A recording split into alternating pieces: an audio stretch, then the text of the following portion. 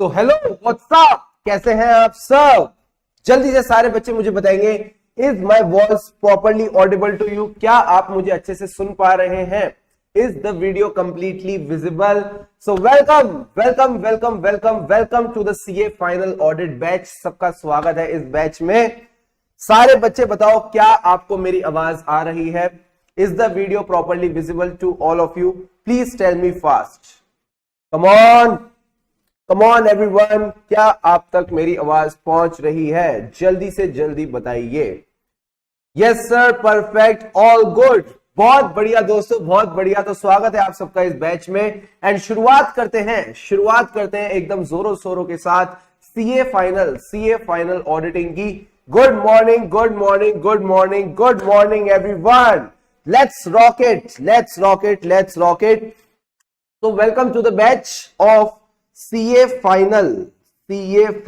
यही है मजेदार चीज, ठीक है। बहुत हो गई सीए इंटर की बातें, बहुत हो गई सीए इंटर की बातें, बहुत हो गया सीए इंटर के ऑडिट की बातें। Now is the time to talk about CA final audit. And अगर आप मेरे से पूछो सर आपका सीए फाइनल ऑडिटिंग के बारे में क्या ख्याल है, तो मैं कहूंगा आपके आठों के आठों सब्जेक्ट्स में अगर कोई एक सब्जेक्ट है जो मैं मानता हूं सबसे ज्यादा प्रैक्टिकल है, if there is one subject which is the most practical one, it is auditing। Sir 8 क्यों बोल रहे हो? क्योंकि अभी तक तो कुछ जो न्यू स्कीम है उसकी हमको कुछ इंडिकेशन नहीं है, तो यही मान के चलते हैं ICI will take 8 papers in the coming examinations. जो भी होंगी वो 8 ही एग्जाम पेपर होंगे। Now let's talk about auditing, किस तरह से है ये पेपर, और सर हमारी ये क्लास कैसे रहेगी, ये सारी डिस्कशंस कर लेते हैं। तो जैसा कि आपको पता है, this class will be there, जो बच्चे लाइव अटेंड कर रहे हैं हमारे लाइव इसी तरह से चलती रहेंगी, और जो बच्चे गूगल ड्राइव पे देख रहे हैं उनसे भी मैं कुछ अभी डिस्कशंस करूंगा कैसे उनको इसके साथ आगे बढ़ना है। पहली बात, आई विल सजेस्ट एक टाइम पे एक ही क्लास देखा करो सीए फाइनल में। So now if you have started with auditing, please focus on auditing. अभी बाकी सब्जेक्ट्स को कुछ समय के लिए आप छोड़ सकते हो, बिकॉज यहां अगर अभी आपने इस क्लास में अनडिवाइडेड अटेंशन दे दिया, पूरे फोकस के साथ पढ़ा, तो you will get the essence of auditing. फिर रिविजन्स में कभी आपको कोई दिक्कत नहीं आने वाली। Got it sir. एक बात और बताओ सर, इंटरमीडिएट में हमारा शायद से बेस इतना अच्छा नहीं था। कई बच्चे मेरे पास आते वो बोलते हैं कि इंटरमीडिएट में हमारा बेस इतना अच्छा नहीं था, तो मैं कहता हूं चिंता मत करो, यहां सीए फाइनल में हम नया बेस बना के नई डेवलपमेंट्स करेंगे। That's why this batch is around 50 classes. अगर आपको बेस बनाने की जरूरत ही नहीं होती, मैं मान के चलता आपको इंटरमीडिएट की सारी बातें आती है, तो 20-25 क्लास में हम सीए फाइनल ऑडिटिंग पढ़ के खत्म कर देते। So here I am assuming आपको इंटरमीडिएट का कुछ भी याद नहीं है, बट हाँ कुछ बेसिक्स पता है जिनको अगर मैं आपको रिफ्रेश करा दूं, रिवाइज करा दूं, तो कहीं ना कहीं आपकी नैया पार लग जाएगी। Right sir. Now talking about the class, कुछ इंस्ट्रक्शंस है, ध्यान से समझना।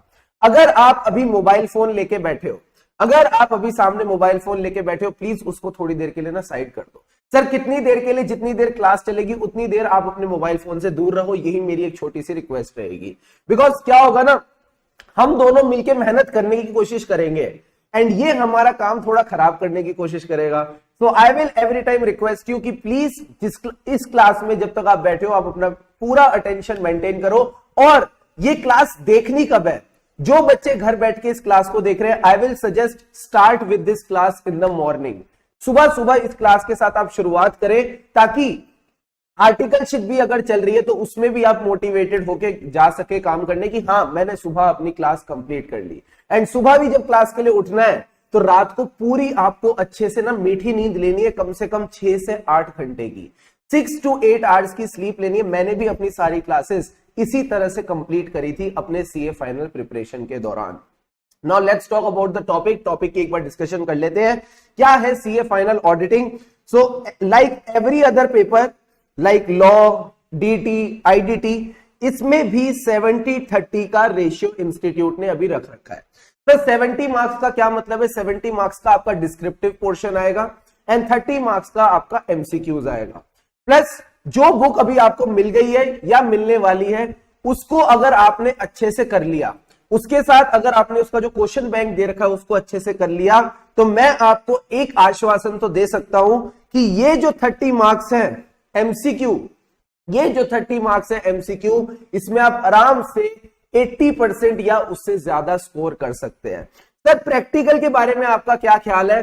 प्रैक्टिकल में भी मैं आपको बात बताता हूं, जितना हमने कवर किया है अगर उतना भी आपने अच्छे से कवर कर लिया, इजीली 75 to 80% हम स्कोर कर पाएंगे। सर आप 100% क्यों नहीं बोल रहे? भाई साहब पेपर कौन सा पढ़ने आए हो? ऑडिट का। ऑडिटर हमेशा रीजनेबल अश्योरेंस देता है, एब्सोल्यूट अश्योरेंस नहीं। हम हमेशा रीजनेबल अश्योरेंस देते हैं, एब्सोल्यूट अश्योरेंस नहीं। प्लस इतना तो अच्छे से करो, इतना तो अच्छे से करो। क्या हमको 100 में से 100 लाने? नहीं, बट पढ़ाई इतने से अच्छी करनी है, इतनी अच्छी करनी है कि एग्जामिनेशन से कम तो हम टारगेट भी नहीं करेंगे। तो सारे बच्चे अभी के अभी मुझे कमिटमेंट करो, सर कम से कम ऑडिट में 60 से 70 नंबर तो लाएंगे ही लाएंगे। ऑडिट में कम से कम 60 से 70 नंबर तो लाएंगे ही लाएंगे। उससे ऊपर आ गए तो भगवान श्री कृष्ण की दया है, बट कम से कम 60 to 70 मार्क्स तो हम स्कोर करेंगे ही करेंगे। और मैं बताऊं, अगर आपने मेरी क्लास में जितनी बातें बता रहा हूं सुन ली, क्लास में पार्टिसिपेट किया मेरे साथ, यानी जो मैं बातें बोलता हूं मैं बोलता हूं, मेरे साथ साथ बोलो। अगर आपने मेरे साथ साथ बोली प्लस क्लास टेस्ट देते चले, कोई दिक्कत की बात नहीं है, आराम से आपका जो टारगेट है ये पूरा हो जाएगा। ठीक है, तो this is all about CA final auditing. 70 और 30 का रेशियो रहता है। 70 मार्क्स का आपका डिस्क्रिप्टिव पोर्शन, 30 मार्क्स का आपका एमसीक्यू। आज क्या स्टार्ट करने वाले हैं? आज हम स्टार्ट करने वाले हैं बेसिक्स के साथ। जो बेसिक्स आपने अपने सीए इंटरमीडिएट में पढ़े, कई सारे बेसिक कॉन्सेप्ट्स में आपको रिवाइज कराने वाला हूं। एंड ट्रस्ट मी, ये बेसिक्स अगर आज आपने शांति से सुन लिए, इधर देखो इधर देखो इधर देखो, कहां देख रहे हो? हाँ इधर देखो इधर देखो, कहां देखते हो? हाँ यहां देखो, यहां देखना, स्क्रीन के ऊपर देखना। ये बेसिक्स अगर आपने शांति से एकदम शानदार तरीके से मेरे साथ अभी रिवाइज कर लिए, आपका पूरा सीए फाइनल ऑडिटिंग का बेस तैयार हो जाएगा। कोई भी डाउट रहता है just ask me after the topic is over, यानी जब मैं पूरा टॉपिक कवर करा देता हूं आपको, डाउट को ना साइड में लिख के रख लिया करो आपने। अरे हाँ, क्या लेके बैठना है? ये क्वेश्चन तो किसी ने मेरे से पूछा ही नहीं। What do you need to sit with? तो आपने सबसे पहले तो अपने आप को लेके आना है क्लास में टाइम पे। आपने सबसे पहले तो अपने आप को क्लास पे लेके आना टाइम पे, और सब अपने साथ लेके आना 2 वाटर बॉटल। सर एक लाएंगे तो चलेगी, देखो एक चल जाती है, बट वो बड़ी ना जल्दी खत्म हो जाएगी, तो फिर तुमको दूसरी लेने के लिए उठना पड़ेगा। तो ट्राई करना 2 वाटर बॉटल कम से कम एक तो रखना ही रखना। साथ में आपके पास अपना एक नोटपैड होना चाहिए। नोटपैड और रजिस्टर हो, कोई फर्क नहीं पड़ता, कुछ ना कुछ होना चाहिए जिसपे मैं आपको जो चीजें लिखवाऊंगा वो चीजें आपने लिख के आगे बढ़नी है। ठीक है, बाकी बुक तो आपके पास रहेगी। That's all that you need to have. आओ श्री गणेश करते हैं सबसे पहले टॉपिक के साथ, जिसका नाम है ऐसे 200। सर ये ऐसे 200 याद आ रहा है, देखा देखा सा लग रहा है, था क्या इस ऐसे में? सो this is all about overall objectives of independent auditor and conduct of audit in accordance with standards on auditing. सबसे पहला सवाल तो मैं आपसे यही पूछ लेता हूं, ऑडिट होता क्यों है? 8 सब्जेक्ट है सीए फाइनल में अभी के दौरान, उसमें से एक सब्जेक्ट है paper number 3 CA final auditing. ये ऑडिटिंग का जो पेपर है ये है क्यों हम ऑडिट पढ़ते हैं? इंटरमीडिएट में भी पढ़ा, फाइनल में भी पढ़ रहे हैं। What is the need of studying auditing? क्यों है ये ऑडिट का प्रोफेशन? तो ध्यान से समझना, आज की डेट में सबसे ज्यादा चर्चा में एक ही चीज है, वो है शेयर मार्केट। एक ही चीज है चर्चा में, जो है शेयर मार्केट। आप एसएफएम की क्लास लेते हो तो आपका एसएफएम के टीचर साहब जो है वो भी शेयर मार्केट की बातें करते हैं। शेयर मार्केट होता क्या है? आपके और मेरे जैसे लोगों को ये मौका देती है कंपनीज के शेयर्स होल्ड करने का, कंपनी की ओनरशिप का पार्ट बनने का। मैंने कहा बिल्कुल सही बोल रहे हो। अब जब मैं कंपनी का ओनर बन गया, क्या मैं कंपनी के फाइनेंशियल रिजल्ट्स, फाइनेंशियल पोजीशन में इंटरेस्टेड रहूंगा? क्या मेरी उसमें दिलचस्पी होगी? डेफिनेटली होगी, बहुत मन करेगा मेरा जानने का। अब मैनेजमेंट मेरे सामने वो फाइनेंशियल रिजल्ट्स और फाइनेंशियल पोजीशन लेके आता है, मैं देख के बड़ा खुश हो जाता हूं। मैं कहता हूं बहुत बढ़िया, सही जगह पैसे लगाए हैं मैंने। ऐसे ही बाकी शेयर होल्डर वो भी खुश हो जाते हैं। अगले साल फिर मैनेजमेंट आता है, फिर मैनेजमेंट बढ़िया फाइनेंशियल पोजीशन, फाइनेंशियल रिजल्ट दिखाता है, मैं फिर खुश हो जाता हूं, और फिर मैनेजमेंट चला जाता है। ऐसा चलता रहता है। तब तक चलता है जब तक मुझे पता नहीं चल जाता कि मैनेजमेंट मुझे उल्लू बना रहा है। ये चीज तब तक चलती रहती है जब तक मुझे पता नहीं चलता मैनेजमेंट मुझे उल्लू बना रहा है। तो सर शेयर होल्डर उल्लू ना बने, शेयर होल्डर के बिहाफ पे कोई मैनेजमेंट के बनाए फाइनेंशियल स्टेटमेंट चेक कर ले, कौन चेक करेगा? मैंने कहा उसका काम ऑडिटर करेगा। शेयर होल्डर्स अपने इंटरेस्ट को प्रोटेक्ट करने के लिए, बैंकर्स जो कंपनी को लोन देते हैं, गवर्नमेंट जो कंपनी का ख्याल रखती है, टैक्स कलेक्ट करती है, सब एक बात चाहते हैं कि जो फाइनेंशियल स्टेटमेंट्स मैनेजमेंट ने बनाए हैं उनको कोई चेक कर ले। कौन चेक करेगा? He is none other than independent auditor. He is none other than independent auditor. तो अब आप समझ सकते हो कितनी अहम भूमिका है, कितनी अहम भूमिका है इंडिपेंडेंट ऑडिटर की। एंड इसी के रिगार्डिंग है एसए 200 कि इंडिपेंडेंट ऑडिटर का ओवरऑल ऑब्जेक्टिव क्या है। आप बताओ ओवरऑल ऑब्जेक्टिव क्या होना चाहिए? सर ओवरऑल ऑब्जेक्टिव यही होना चाहिए कि वो फाइनेंशियल स्टेटमेंट्स को चेक करे और चेक करके शेयर होल्डर्स को बताए, स्टेक होल्डर्स को बताए कि फाइनेंशियल स्टेटमेंट्स सही हैं या नहीं। इसको किस तरह से कहते हैं ये यहां पे लिखा हुआ है, ध्यान से पढ़ना क्या कहता है एसए 200। एसए 200 याद रखना भी मुश्किल नहीं है, ध्यान से देखना। SA 200 overall objectives of independent auditor. कैसे अचीव होंगे सर ओवरऑल ऑब्जेक्टिव? जब आप अपना ऑडिट कंडक्ट करोगे, जब आप अपना ऑडिट कंडक्ट करोगे in accordance with standards on auditing. एक चीज और छोटी सी बात यहां पे आपने नोटिस करी, ओवरऑल ऑब्जेक्टिव्स ऑफ ऑडिटर नहीं लिखा, इंडिपेंडेंट ऑडिटर लिखा है। ये इंडिपेंडेंट ऑडिटर क्यों लिखा है सर? सिर्फ ऑडिटर भी तो चल जाता? नहीं, अगर ऑडिटर मैनेजमेंट के साथ मिला हुआ होगा, अगर ऑडिटर मैनेजमेंट के साथ मिला हुआ होगा, क्या लगता है ठीक से चेकिंग कर पाएगा? क्या वो अपना बेस्ट दे पाएगा?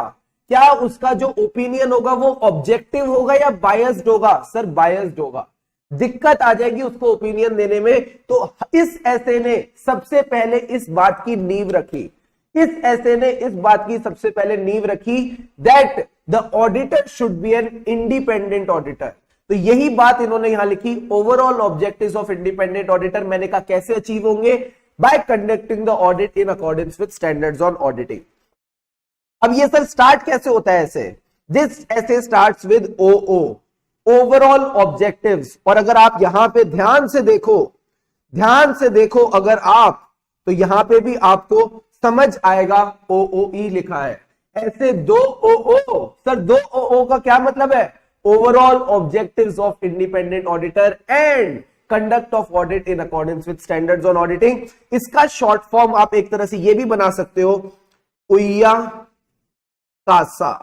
सर उइया का क्या मतलब है? Overall objectives of independent auditor. बोलो मेरे साथ, अब आपको बोलना पड़ेगा। जागते रहो, देखते रहो। Overall objectives of independent auditor and कैसे अचीव होंगे?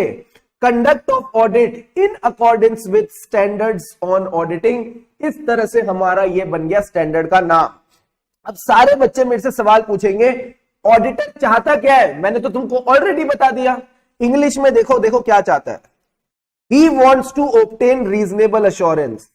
वो चाहता है मोटा माटी उसको ये बात पता चल जाए। रीजनेबल अश्योरेंस मतलब मोटा माटी पता चल जाए whether financial statements as a whole, पूरे के पूरे फाइनेंशियल स्टेटमेंट्स फ्री हैं। किससे फ्री हैं? किससे छुटकारा मिला हुआ है उनको? From material misstatement. सर ये मटीरियल मिसस्टेटमेंट का क्या मतलब है? मिसस्टेटमेंट का मतलब है गलती। मिसस्टेटमेंट का मतलब है गलती। सर गलती को थोड़ा और अच्छे से बताओ तो अगर आप यहां पे देखो, मिसस्टेटमेंट का मतलब मैंने दे रखा है, इट इज अ डिफरेंस। हमारे जो फाइनेंशियल स्टेटमेंट्स हैं वो किसके हिसाब से बनने चाहिए?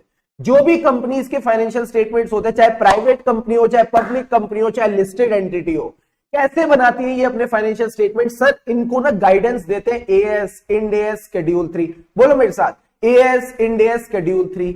ये एएस, इंड एएस शेड्यूल 3 क्या है? These are nothing but your financial reporting framework. Financial reporting framework क्या चीज है? बेसिकली इन्होंने बोला जो भी आपका financial reporting framework company adopt करती है in preparation and presentation of financial statement as per the law, उसको हम एप्लीकेबल एफआरएफ बोलते हैं। अब इन्होंने बोला मिस स्टेटमेंट्स का क्या मतलब है कि अगर एंटिटी के बनाए गए फाइनेंशियल स्टेटमेंट और जैसे फाइनेंशियल स्टेटमेंट एफआरएफ के हिसाब से बनने चाहिए थे, यानी शेड्यूल 3 के हिसाब से बनने चाहिए थे, अगर दोनों में कोई डिफरेंस आ गया, ध्यान से समझना, मिस स्टेटमेंट कुछ नहीं बल्कि एक डिफरेंस है। मिस स्टेटमेंट कुछ नहीं बल्कि एक डिफरेंस है। किस चीज में डिफरेंस है? जैसे फाइनेंशियल स्टेटमेंट्स बनने चाहिए थे, financial statements in accordance with applicable FRF, और जो फाइनेंशियल स्टेटमेंट कंपनी ने रिपोर्ट करे हैं, अगर इन दोनों में डिफरेंस आ जाता है तो उसको मिस स्टेटमेंट बोलते हैं। सर किस चीज में डिफरेंस आता है? तो डिफरेंस आता है जनरली या तो अमाउंट में, या क्लासिफिकेशन में, या प्रेजेंटेशन में, या डिस्क्लोजर में। या तो अमाउंट में डिफरेंस आएगा, या क्लासिफिकेशन में आएगा, या प्रेजेंटेशन में आएगा, या डिस्क्लोजर में आएगा। इसको हम प्यार से बोलते हैं एसीपीडी। इसको हम प्यार से बोलते हैं एसीपीडी। तो अगर कल को आपसे कोई पूछता है मिस स्टेटमेंट का मतलब क्या, तो बोलना डिफरेंस। किस चीज में डिफरेंस? एसीपीडी में डिफरेंस। सर एसीपीडी किस में होता है? फाइनेंशियल स्टेटमेंट में। तो जो एसीपीडी फाइनेंशियल स्टेटमेंट में रिपोर्ट किया गया है, और जो एसीपीडी रिपोर्ट होना चाहिए था, रिक्वायर्ड एज पर एफआरएफ, अगर दोनों में डिफरेंस है, तो उसको आप मिस स्टेटमेंट बोलते हो। सर ये मिस स्टेटमेंट आती कहां से है? कौन है ये मिस स्टेटमेंट? कहां से आती है ये मिस स्टेटमेंट? कौन है? तो आपको पता चल गया, it is a difference. But आती कहां से है? It can be due to error और फ्रॉड। एरर और फ्रॉड में क्या फर्क था? याद करो। एरर इज अनइंटेंशनल, गलती से मिस्टेक हो गई, मैनेजमेंट चाहती नहीं थी। फ्रॉड क्या है? सोफिस्टिकेटेड, केयरफुली ऑर्गेनाइज्ड स्कीम्स, जहां पे जो काम मैनेजमेंट ने किया है दैट इज इंटेंशनल, जानबूझ के किया है, सोची समझी चाल। सोची समझी चाल को अंग्रेजी में कैसे बोलते हैं? Sophisticated and carefully organised schemes. क्या मिस स्टेटमेंट का मतलब क्लियर है? जल्दी से बताओ हाँ या ना। पूरे ऑडिट में हम इसी की बात करेंगे, पूरे ऑडिट में इसी की बात होगी कि मिस स्टेटमेंट क्या होती है। तो मिस स्टेटमेंट का मतलब याद रखना, डिफरेंस किस चीज में? एसीपीडी। बोलो मेरे साथ, ACPD. A for amount, C for classification, PD मतलब presentation and disclosure. If there is a difference in ACPD between the one which has been reported in the financial statement and the one which was required, कौन require करता था? Applicable FRF, that is the financial reporting framework adopted by the entity plus as one prescribed by the law. तो अगर ये difference होगा तो इसको हम मिसस्टेटमेंट बोलेंगे। किस वजह से हो सकता है? It can be due to error और it can be due to fraud. जल्दी से बताओ, is the meaning of misstatement clear? Yes or no? Come on.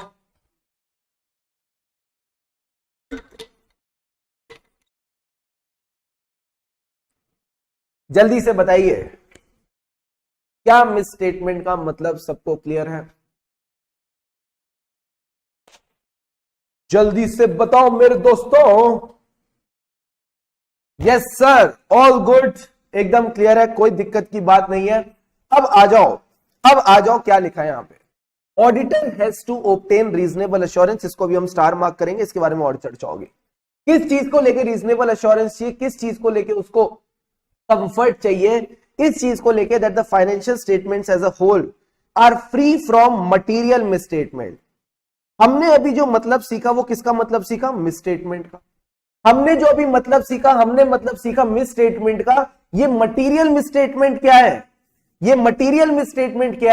जाओ अपने इंटर के दिनों में और AS1 याद रखो। मटीरियलिटी का मतलब क्या होता था? When is an amount considered to be an material? अगर मैं आपको देसी भाषा में बताऊं, मटीरियल वो अमाउंट मटीरियल है जो यूजर का इकोनॉमिक डिसीजन बदल दे। मेरे लिए वो अमाउंट मटीरियल है जो यूजर का इकोनॉमिक डिसीजन बदल दे। फॉर एग्जाम्पल, ध्यान से समझना मटीरियल मिसस्टेटमेंट को किस सेंस में तुमको देख के आगे बढ़ना है। एज अ शेयर होल्डर अगर मैं किसी कंपनी में इन्वेस्ट करना चाहता हूं, ध्यान से समझना, ध्यान से समझना। वैभव कह रहा है क्या हम ये बातें अपनी ओल्ड बुक्स में लिखे? नहीं। अगर आपके पास अभी पुरानी किताबें उसमें कोई आप एनोटेशन नहीं करेंगे, पुरानी किताब आपसे उठाई जाएगी, नई आपको दी जाएगी, अभी उसमें कोई छेड़खानी मत करना, चुपचाप यहां पे फोकस करो, ठीक है? अभी सिर्फ समझो, सीखो, जो नोट डाउन करना है अपनी नोटबुक में नोट डाउन करो, यहां पे फोकस करो। एज ए शेयर होल्डर अगर मैं एक कंपनी में इन्वेस्ट करना चाहता हूं, मैंने इन्वेस्टमेंट का डिसीजन बना लिया, मैंने कंपनी में इन्वेस्टमेंट का डिसीजन बना लिया, और कंपनी का जो रेवेन्यू है, revenue of the company is 1000 crore rupees, 1000 crore रुपए का रेवेन्यू है कंपनी का। अब ध्यान से फोकस करना। Case number 1, case number 1 by Shubham Keswani, focus करना यहां पे। केस नंबर 1 है that the actual revenue as per FRF, अगर ये फाइनेंशियल रिपोर्टिंग फ्रेमवर्क को ठीक से फॉलो करते, AS 9 को ठीक से अप्लाई करते, तो एक्चुअल रेवेन्यू आता 990 करोड़ रुपीस, यानी 10 करोड़ रुपए का फर्क है, 10 करोड़ रुपए का फर्क है। आप बताओ मुझे, क्या मेरा डिसीजन बदल जाएगा? Will my decision change in this case? Please tell me yes और नो। क्या मेरा इस केस में डिसीजन बदल जाएगा? फटाफट सारे बच्चे मुझे देख के बताओ, will my decision change in this case, yes और no? Quickly let me no.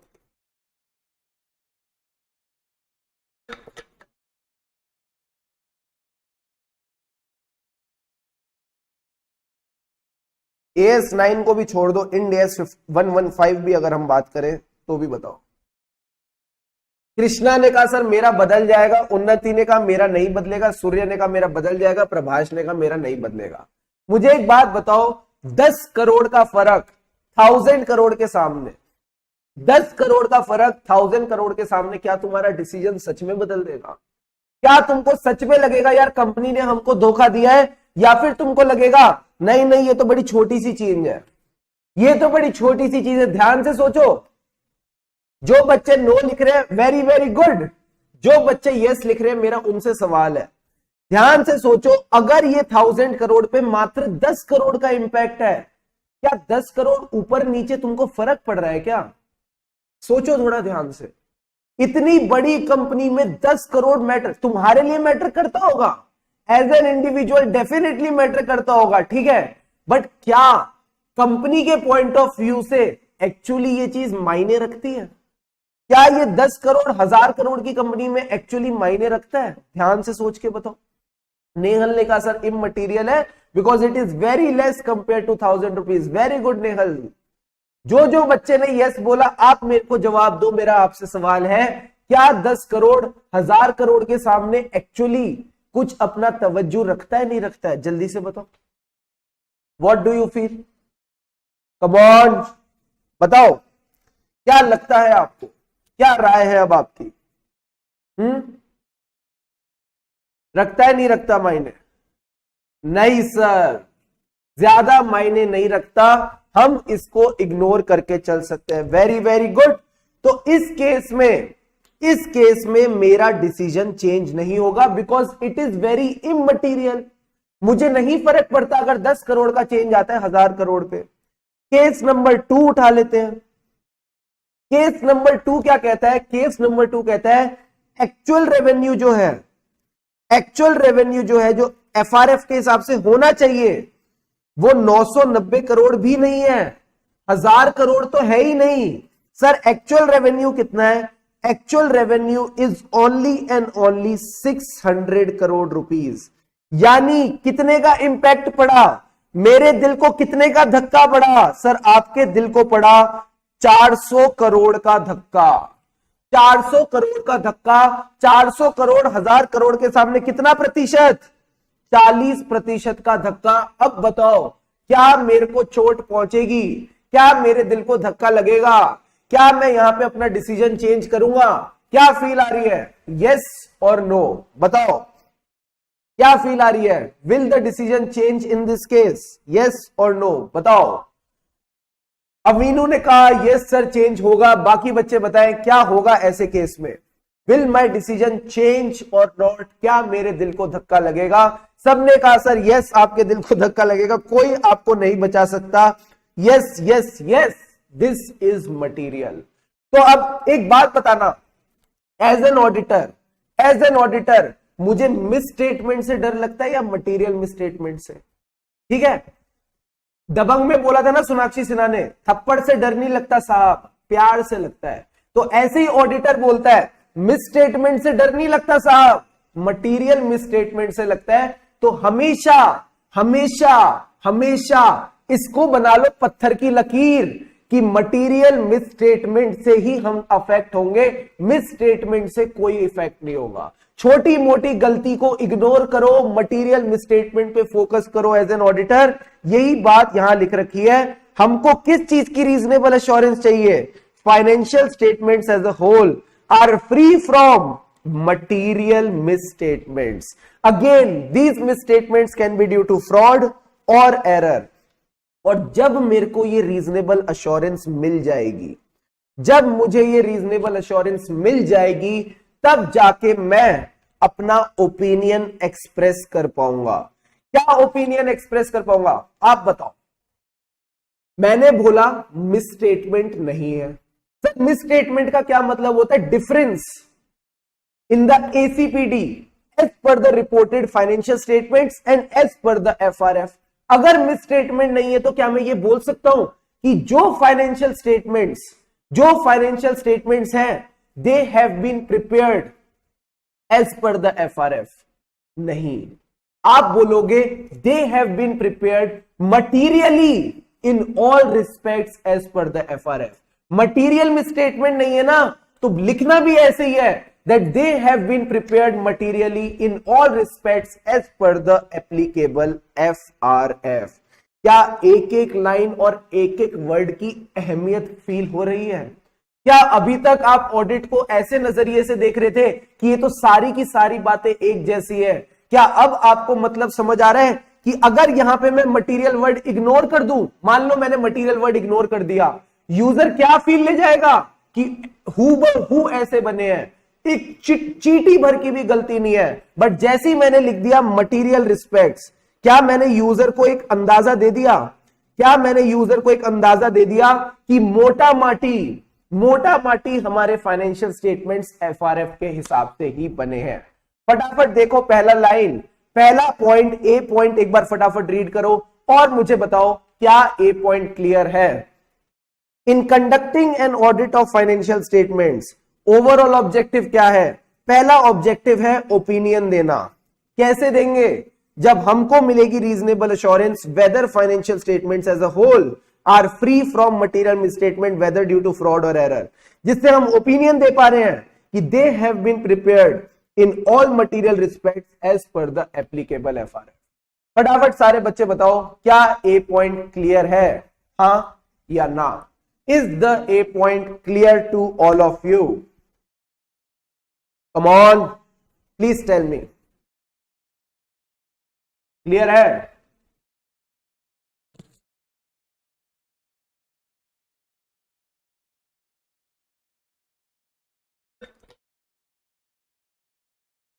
हाँ सर, यस सर, बहुत बढ़िया। अब एक बात बताओ, ओपिनियन बनके तैयार हो गया, मैंने अपने माइंड में ओपिनियन बना लिया। सर किस चीज को लेके ओपिनियन बना लिया? That the financial statements as a whole, ये जो फाइनेंशियल स्टेटमेंट्स है इनमें मटीरियल मिसस्टेटमेंट नहीं है। इसको कहने का दूसरा तरीका क्या है?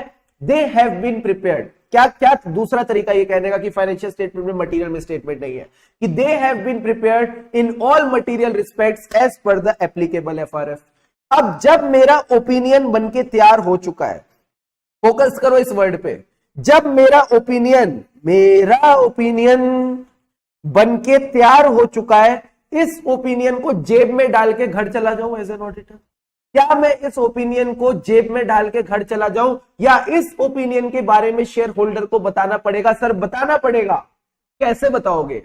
एक एक शेयर होल्डर के कान में जाके बताओगे या एक ऑडिट रिपोर्ट इशू कर दोगे जिससे सबको पता चल जाए? ऑडिट रिपोर्ट इशू कर देंगे। यही बात यहां लिख रखी है to report on the financial statements and communicate as required by SAs in accordance with auditors finding. आप अपनी रिपोर्ट ऑन फाइनेंशियल स्टेटमेंट्स बनाओगे और फिर कम्युनिकेट कर दोगे यूजर्स को as per the SAs. This is all about the overall objective of auditor. अब आता है सर सवाल, रीजनेबल अश्योरेंस का क्या मतलब है? रीजनेबल अश्योरेंस का क्या मतलब है? रीजनेबल अश्योरेंस इज बेसिकली जो ऑडिटर अचीव करना चाहता है ऑडिट में. रीजनेबल अश्योरेंस बेसिकली एक कंफर्ट है. सर ये कंफर्ट मिलता कैसे है?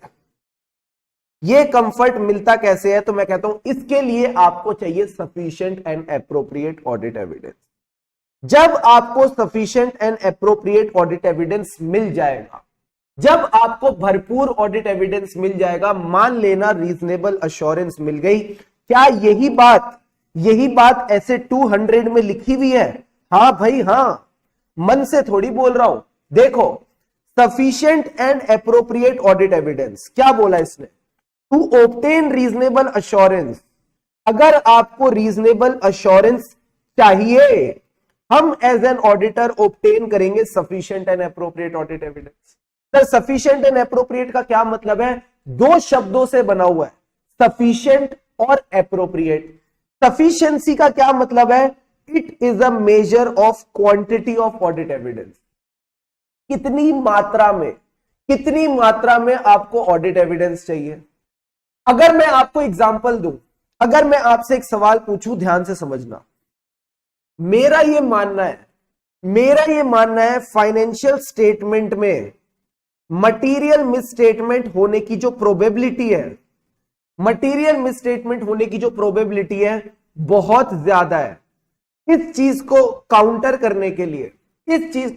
करने के लिए जो क्वांटिटी ऑफ ऑडिट एविडेंस है वो ज्यादा लूं या कम लूं? जल्दी से बताओ.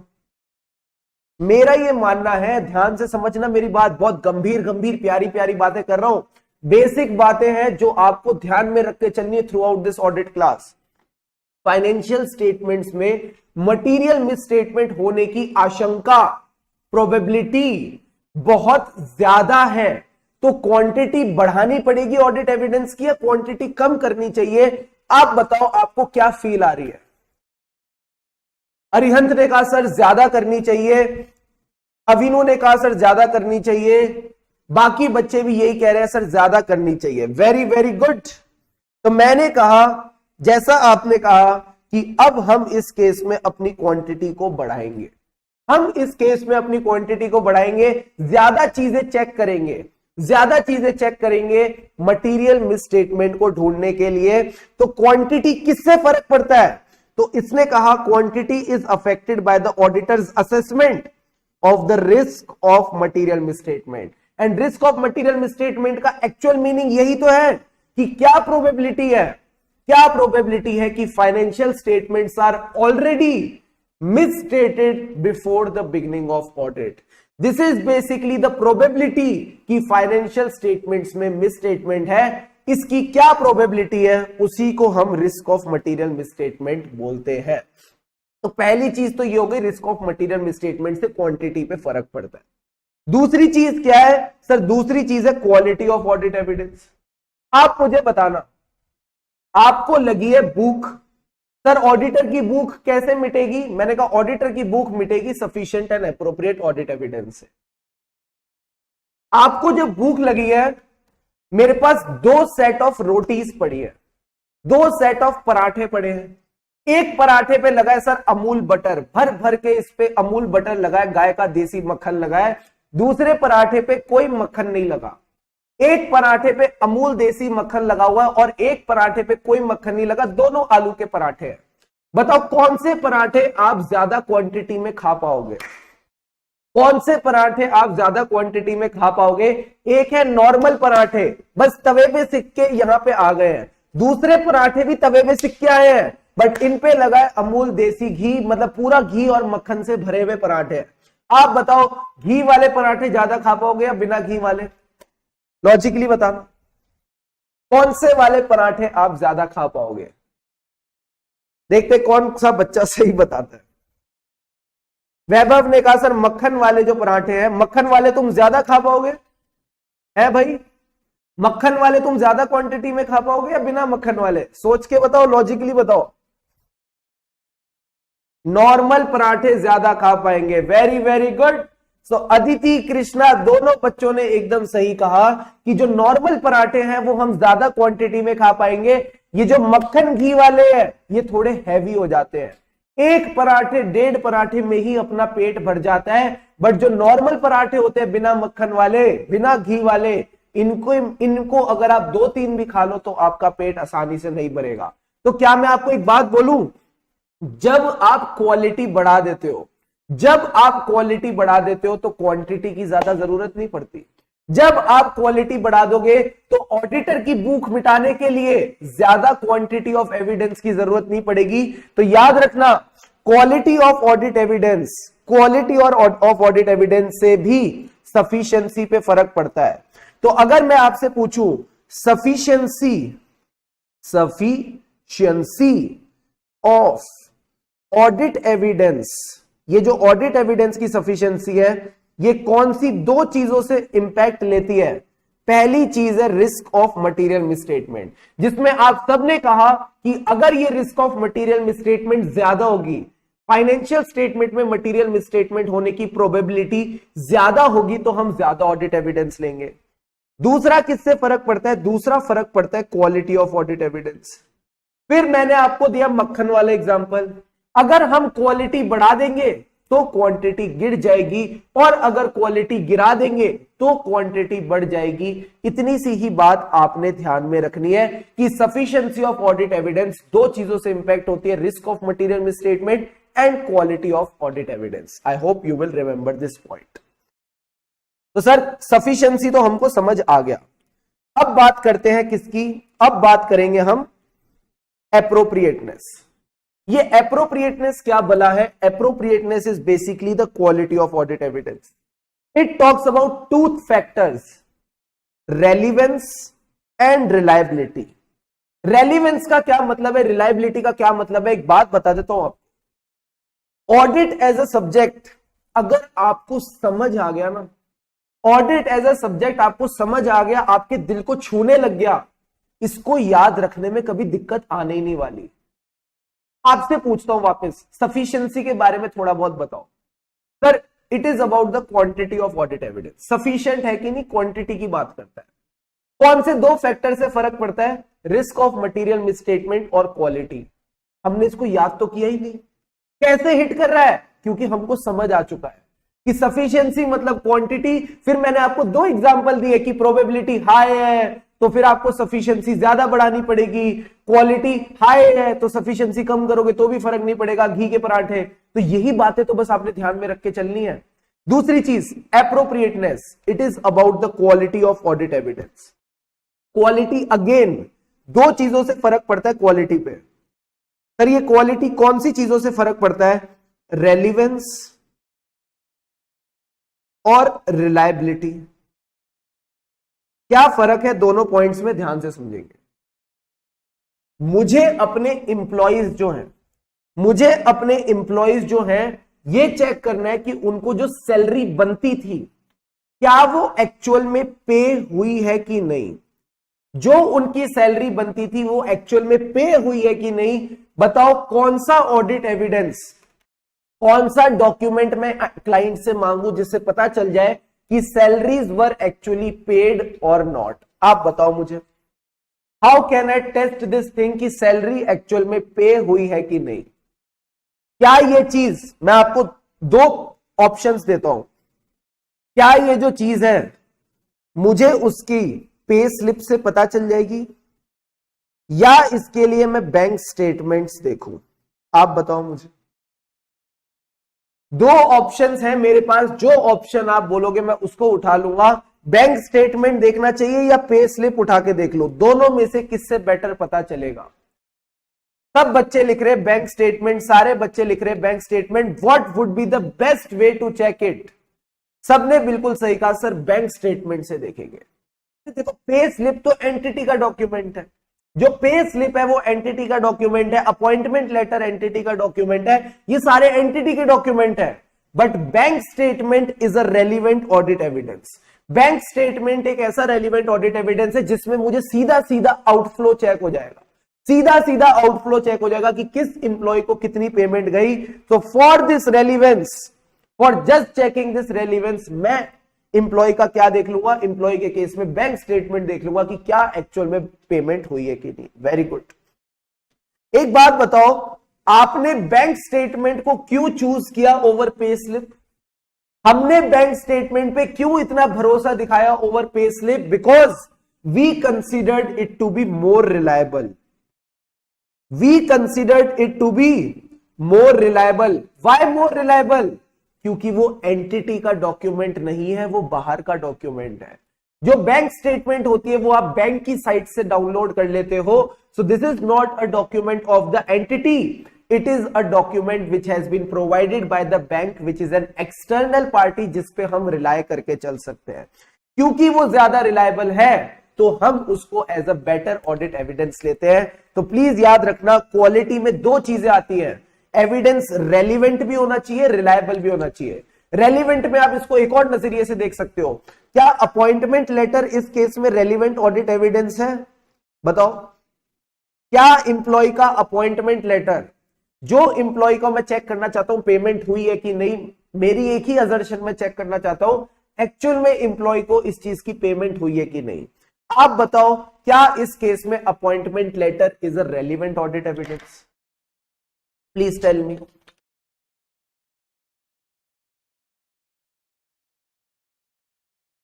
कोई लेना देना नहीं है, कोई लेना देना नहीं है इस चीज का। जो चीज मैं चेक करना चाहता हूं उससे इस चीज का कोई लेना देना नहीं है। तो definitely appointment letter is not a relevant audit evidence. I hope the meaning of relevance and reliability is अच्छे से, एकदम शानदार तरीके से clear to all of you.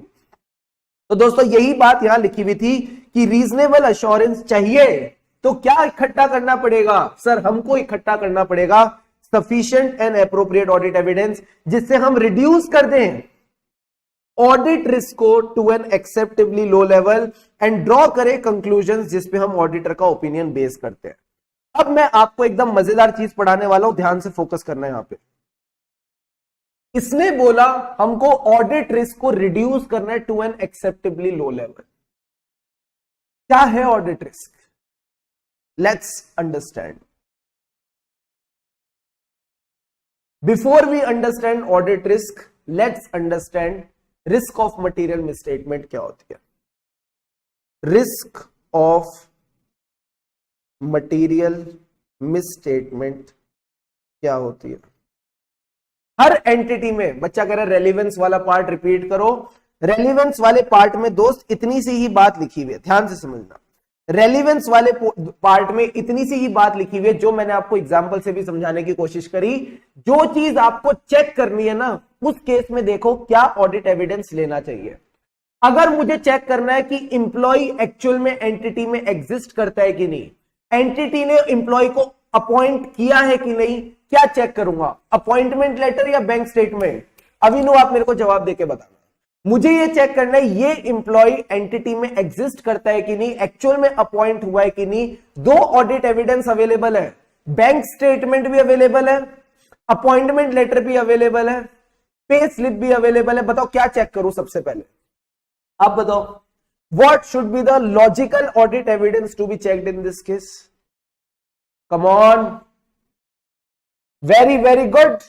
सारे बच्चे बोल रहे हैं, बट जिस बच्चे ने सवाल पूछा वो ही नहीं बता रहा। वो बच्चा बताया ना तो मजा आएगा।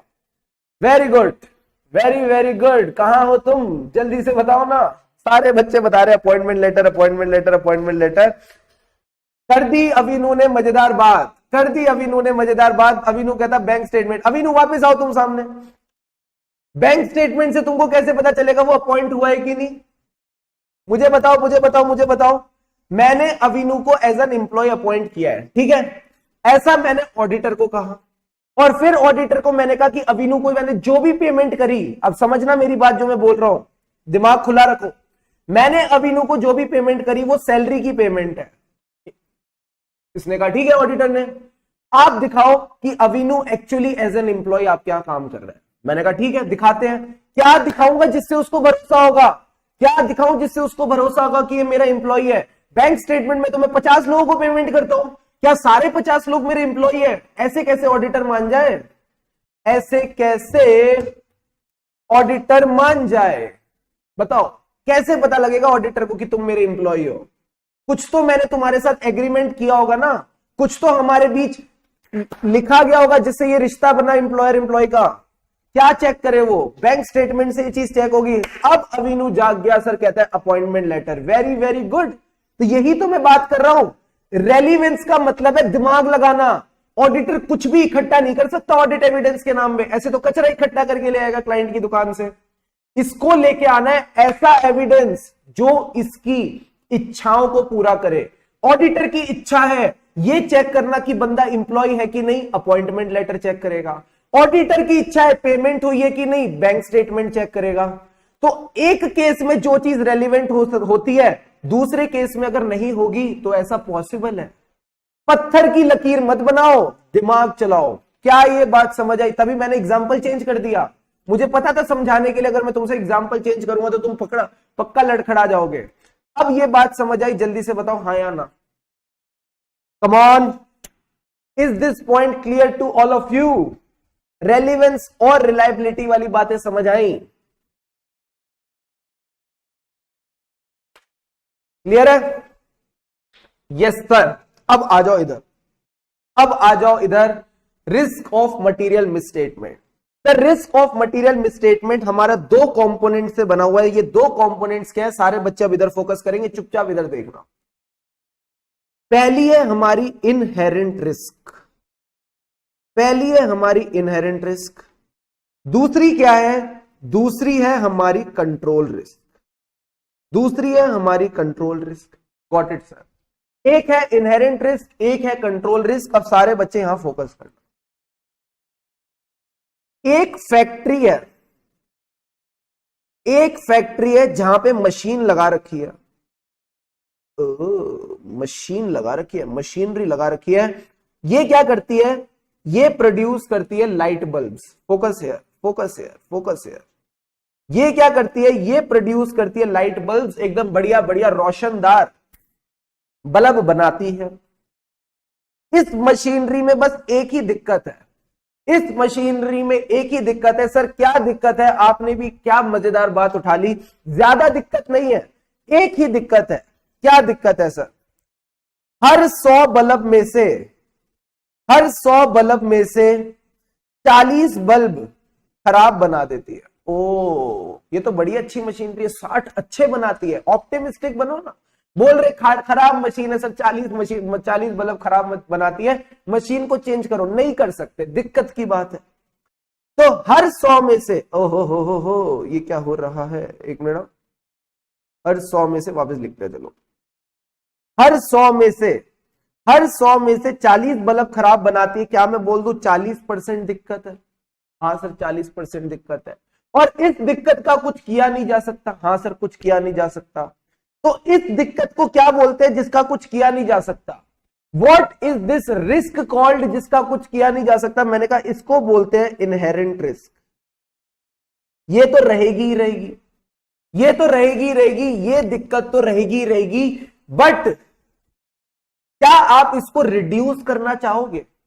क्या आप इसको रिड्यूस करना चाहोगे? हाँ सर रिड्यूस करना चाहोगे। मैंने कहा कैसे रिड्यूस कर सकते हैं? सर हम ये इंश्योर कर सकते हैं कि पब्लिक के पास ये खराब बल्ब ना जाए।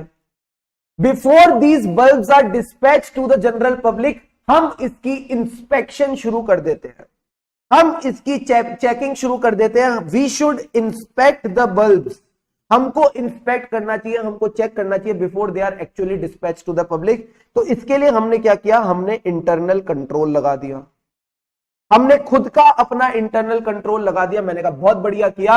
इस इंटरनल कंट्रोल को लगा के क्या हुआ सर? इस इंटरनल कंट्रोल को लगा के ये हुआ कि जो 40 बल्ब खराब निकल रहे थे, जो 40 बल्ब खराब निकल रहे थे, उसमें से 30 को तो हमने डिटेक्ट करना शुरू कर दिया, 30 को तो डिटेक्ट करना शुरू कर दिया। बट 10 अभी भी रह गए, 10 बल्ब अभी भी रह गए जो नॉन डिटेक्टेड चले गए। नॉन डिटेक्टेड चले गए। अब बताओ कंट्रोल रिस्क कितनी, कंट्रोल रिस्क कितनी, सारे बच्चे बताओ। रिस्क क्या है कि कंट्रोल अपना काम ठीक से ना करे। क्या मैं बोल दूं 10/40? क्या मैं बोल दूं 10/40? Answer is yes. तो कंट्रोल रिस्क हो गई 25%। तो दिस इज द रिस्क कि कंट्रोल अपना काम ठीक से नहीं कर रहा। दिस इज द रिस्क कि कंट्रोल को जो काम दिया गया है prevention, detection, correction of miss statement, गलतियों को ठीक करने का, कंट्रोल ने अपना काम ठीक से नहीं किया। जल्दी से बताओ क्या इनहेरेंट रिस्क और कंट्रोल रिस्क समझ आई? Please tell me fast, is the concept of inherent risk and control risk clear to all of you? क्या इसका सब्सटेंस होता है? इनहेरेंट रिस्क गलती रहेगी ही रहेगी, तुम कुछ नहीं कर सकते। कंट्रोल रिस्क उस गलती को पकड़ने के लिए आपने इंटरनल कंट्रोल लगाया। अब अगर इंटरनल कंट्रोल ठीक से काम नहीं करेगा उसकी क्या प्रोबेबिलिटी है, उसको हम कंट्रोल रिस्क बोलते हैं। कि 40 में से 10 नहीं पकड़ पाया, 40 में से 10 नहीं पकड़ पाया, यानी 25% चांस है कि कंट्रोल हमको गोली दे जाएगा। सबने कहा सर समझ आया, हमको कंट्रोल रिस्क भी समझ आया। अब अगर मैं आपसे पूछूं ओवरऑल प्रोबेबिलिटी क्या है, यानी इससे पहले कि ऑडिटर चेक करने आए, इससे पहले कि ऑडिटर चेक करने आए, what is the overall probability कि उसको बल्ब डिफेक्टिव मिलेगा? What is the overall probability कि उसको बल्ब डिफेक्टिव मिलेगा? तो क्या मैं ये बोल दूं 100 बल्ब थे, 100 बल्ब थे, कंट्रोल लगाने के बाद केवल 10 रह गए। 100 बल्ब थे, स्टार्टिंग में कितने बल्ब थे? जल्दी से बताओ ना, तुम बोलते नहीं हो, बोलो बोलो बोलो। 100 बल्ब थे, कंट्रोल लगाने के बाद केवल 10 डिफेक्टिव रह गए। तो चांसेस है कि ऑडिटर के आने से पहले जो डिफेक्टिव बल्ब होगा उसकी परसेंटेज है 10%। क्या मैं इसको इस तरह से बोल दूं? जल्दी से बताओ, क्या आपको 10% समझ आया? 25% तो कंट्रोल रिस्क है, 25% तो कंट्रोल रिस्क है, but what is the risk कि ऑडिटर आए उससे पहले बल्ब डिफेक्टिव निकले। मैंने कहा 100 में से 10 बल्ब बचते हैं जो डिफेक्टिव, तो दिस की प्रोबेबिलिटी कितनी हो गई? मैंने कहा 10%। Is the 10% calculation clear to all of you? Please इसको देखो और मुझे बताओ क्या ये बात आपको पल्ले पड़ी? क्विकली टेल मी यस और no. Yes sir, yes sir, very very good. इसको हम बोलते हैं रिस्क ऑफ मटेरियल मिसस्टेटमेंट, यानी ऑडिटर के आने से पहले क्या प्रोबेबिलिटी है कि यहां पे दिक्कत है। ऑडिटर के आने से पहले, ऑडिटर के चेक करने से पहले क्या प्रोबेबिलिटी है कि दिक्कत है? तो मैंने कहा 100 में से 10 रह गई, 100 में से 10 रह गई, तो इसको 10% बोलते हैं। इसको दूसरा तरीका कहने का बताऊं क्या है? आपको 10% एक और तरीके से निकाल के दिखाओ? हाँ सर निकाल के दिखाओ। तो इन्होंने कहा risk of material misstatement is nothing, risk of material misstatement is nothing. आप बताओ इनहेरेंट रिस्क कितनी थी? सर इनहेरेंट रिस्क थी हमारी 40%। हर 100 में से 40 खराब निकलते हैं, हर 100 में से 40 खराब निकलते हैं। Very good. अब एक बात बताओ, इन 40 में से भी, इन 40 में से भी कौन से हैं जो हम पकड़ नहीं पाते? सर उसको हम बोलते हैं कंट्रोल रिस्क, उसको हम बोलते हैं कंट्रोल रिस्क। यानी जो 40 चेक करे उसमें से भी 25% हम पकड़ नहीं पाए। तो मैंने कहा वेरी गुड। तो इस 40% में से भी क्या रह गया? मैंने कहा 25% रह गया। अब अगर दोनों को मिला दे, अब अगर दोनों को मिला दे तो आंसर कितना आएगा? 10% आ जाएगा। And this is the logical explanation of risk of material misstatement. First of all misstatement जो इनहेरेंट है उसकी प्रोबेबिलिटी उठा लो, उसमें से भी कंट्रोल कितनी नहीं पकड़ पाएगा। अगर आप दोनों को मिला दो तो इससे आपके पास रिस्क ऑफ मटेरियल मिसस्टेटमेंट आ जाती है। अब ऑडिटर ने एंट्री मारी, अब ऑडिटर ने एंट्री मारी अपनी बाइक पे, ऑडिटर आ गया चेक करने। अब ऑडिटर के हाथ में कितनी मिसस्टेटमेंट है? सर ऑडिटर को पकड़ 10 मिसस्टेटमेंट पकड़नी है। मान लो इन 10 में से ऑडिटर ने भी 8 मिसस्टेटमेंट तो पकड़ ली, ऑडिटर ने भी 10 में से 8 गलतियां पकड़ ली, बट बेचारा बेचारा 2 नहीं पकड़ पाया, बेचारा 2 नहीं पकड़ पाया। आप बताओ डिटेक्शन रिस्क कितनी है? डिटेक्शन रिस्क कितनी है? सर डिटेक्शन रिस्क इज कि 10 गलतियों में वो 2 नहीं पकड़ पाया। जो ऑडिटर मटेरियल मिसस्टेटमेंट डिटेक्ट करने आया था वो 10 में से 2 गलतियां नहीं पकड़ पाया। कितनी परसेंटेज हो गई? This is called 20%। Detection risk हो गई 20%। Now let's come to the end of this and conclusion. Audit risk कितनी है? ऑडिट रिस्क कितनी है? सर ऑडिट रिस्क का क्या मतलब है? ऑडिटर ने ऑडिट कर लिया, ऑडिटर ने ऑडिट कर लिया, व्हाट इज द प्रोबेबिलिटी कि फाइनेंशियल स्टेटमेंट्स में मटेरियल मिसस्टेटमेंट। ऑडिटर ने ऑडिट कर लिया, उसने ओपिनियन दे दिया, व्हाट इज द प्रोबेबिलिटी कि फाइनेंशियल स्टेटमेंट्स में मटेरियल मिसस्टेटमेंट है? सर ये प्रोबेबिलिटी है 2/100। 2/100। सर 100 क्यों? क्योंकि 100 से ही तो स्टार्ट किया था, उसके बाद आपने कंट्रोल्स लगाए, ऑडिटर को बुलाया, अब जाके लास्ट में 2 बची है, तो इसको हम बोलते हैं 2%। इसको निकालने का दूसरा तरीका है कि आप देख लो रिस्क ऑफ मटेरियल मिसस्टेटमेंट कितनी थी। आप देख लो रिस्क ऑफ मटेरियल मिसस्टेटमेंट कितनी थी, यानी जब ऑडिटर आता है तो ही असेसेस कि रिस्क ऑफ मटेरियल मिसस्टेटमेंट कितनी है। उसने रिस्क ऑफ मटेरियल मिसस्टेटमेंट कितनी असेस कर रखी थी? Sir he assess the risk of material misstatement to be 10%। Very very good.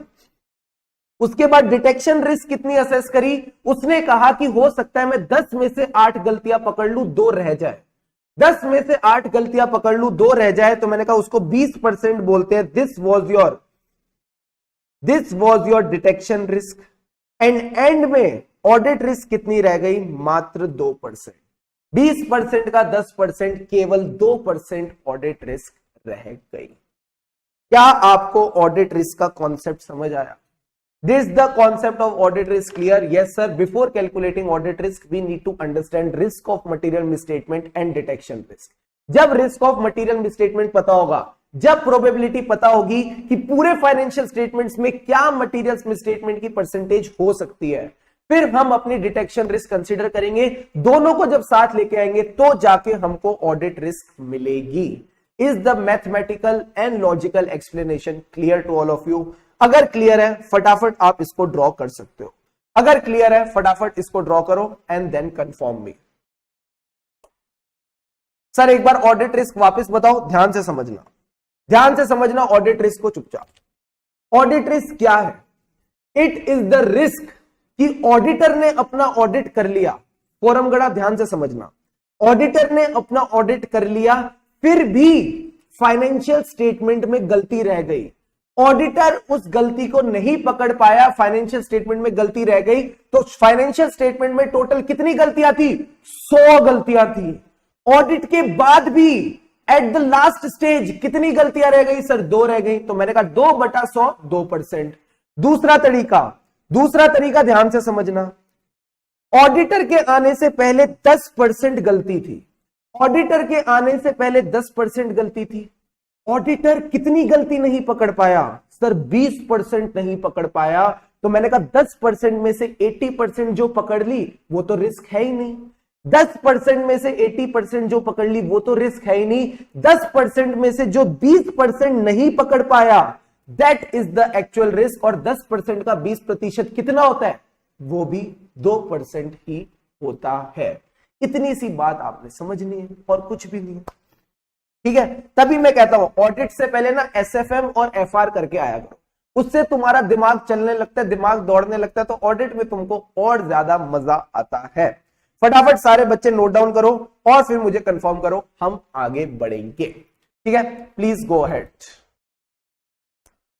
Come on.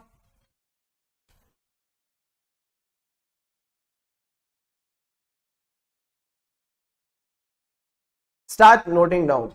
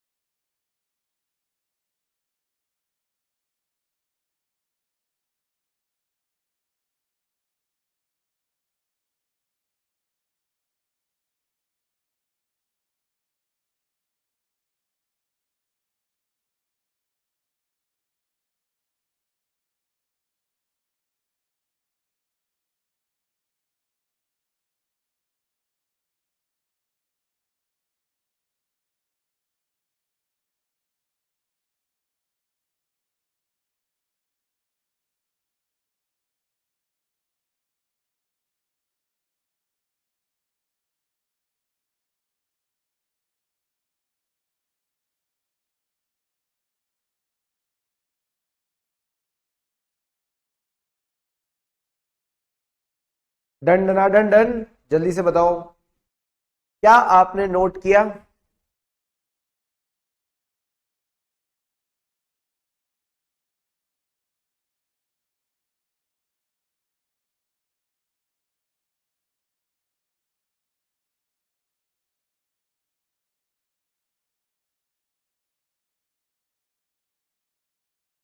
Come on, done sir. अब सर एक बात बताओ, आप हम एक बात बताओ, इंटर में भी पढ़ते थे अभी भी हमने पढ़ा, इंटर में भी पढ़ते थे अभी भी हमने पढ़ा, दो शब्द पढ़े जो हमारे दिल को अभी भी थोड़ा सा चुभ रहे हैं। क्या शब्द है? पहला शब्द तो यह था कि audit risk can't be eliminated, ये रिस्क एलिमिनेट नहीं हो सकती, या आप दूसरे वर्ड्स में बोलो, it can't be reduced to zero, हम इसको 0% नहीं कर सकते। दूसरी चीज, अभी भी हम रीजनेबल अश्योरेंस पे अटके हुए हैं। इंटर में भी रीजनेबल अश्योरेंस का गाना गाते थे, फाइनल में भी रीजनेबल अश्योरेंस का गाना सुन रहे हैं। क्या है इस सब के पीछे reason? What is the reason behind this? We want to know what is the reason behind this. The reason is inherent limitations of auditing. इसके पीछे जो रीजन है कि ऑडिट रिस्क को एलिमिनेट नहीं कर सकते, रीजनेबल अश्योरेंस लेनी है, एब्सोल्यूट अश्योरेंस नहीं दे सकते। क्यों नहीं दे सकते? The absolute reason behind this is inherent limitations of auditing. ये जो है इनहेरेंट लिमिटेशंस, इनके कारण, इन्हीं के कारण, इन्हीं की वजह से हम आपको क्या नहीं दे सकते? हम आपको एब्सोल्यूट अश्योरेंस नहीं दे सकते। क्या है sir inherent limitations of auditing? ध्यान से समझना, सबसे ज्यादा इजी और सबसे ज्यादा इंपॉर्टेंट टॉपिक है ऐसे 200 का। पहले ये बोलता है क्या रीजन है जिस वजह से हम आपको एब्सोल्यूट अश्योरेंस नहीं दे पा रहे। तो पहला रीजन तो है फाइनेंशियल स्टेटमेंट्स, पहला रीजन तो है फाइनेंशियल स्टेटमेंट्स और फाइनेंशियल स्टेटमेंट्स बनाने की कला, जिसको हम बोलते हैं nature of financial reporting. Nature of financial reporting, जिस जिस बच्चे ने इंड AS 109 पढ़ा है, जिस जिस बच्चे ने फाइनेंशियल इंस्ट्रूमेंट्स पढ़ा है या बाकी भी इंड AS पढ़े हैं, आप देख रहे होगे कई जगह हम अपनी फेयर वैल्यू निकाल के चल रहे हैं। आज की डेट में कई जगह हम फेयर वैल्यू निकाल के चल रहे हैं। क्या ये फेयर वैल्यू एक्चुअल वैल्यू होती है या ये अनुमान होता है? क्या ये फेयर वैल्यू एक्चुअल वैल्यू होती है या ये अनुमान होता है? सर दिस इज अ अनुमान। अनुमान का क्या मतलब है? It is basically an estimate. ये होती है एस्टिमेटेड वैल्यू। जो फेयर वैल्यूअर होता है, जो रजिस्टर्ड वैल्यूअर होता है, वो फेयर वैल्यू निकाल के देता है। वो कई सारी अजम्पशंस और कई सारे फैक्टर्स को कंसीडर करके ये एस्टिमेट निकाल के देता है। तो क्या मैं ये बोल सकता हूं जब फाइनेंशियल स्टेटमेंट्स बनते हैं, they involve judgement by the management, they involve judgement by the management, and सारा खेल इसी चीज का है। कोई नहीं दे सकता आश्वासन, कोई नहीं दे सकता आपको गारंटी कि जजमेंट सही है। सर क्यों नहीं दे सकते गारंटी? भाई साहब future is full of uncertainties, future is full of uncertainties. आज जिस अजम्पशन को लेके मैंने वैल्यू निकाली, आगे जाके वो अजम्पशन चेंज भी तो हो सकती है, आगे जाके हालात और सर्कमस्टेंसेस बदल भी तो सकते हैं। तो कैसे गारंटी दे दूं कि ये जजमेंट एकदम चकाचक, एकदम कड़क, एकदम बढ़िया है? क्या आपको ये बात हिट कर रही है? सबसे पहले तो दिक्कत उनकी साइड से ही है ना। हम ऑडिटर की दिक्कत की तो मैं सेकंड पॉइंट में बात करूंगा, बट पहली दिक्कत तो उनकी तरफ से है कि that the process of preparation of financial statements required judgement by the management, and judgement can not be absolutely right. थोड़ी ऊपर नीचे तो हो ही सकती है। Please tell me, is the first point clear to all of you? जल्दी से देखो और बताओ, क्या पहला पॉइंट क्लियर है? Judgement by the management which involves making of estimates.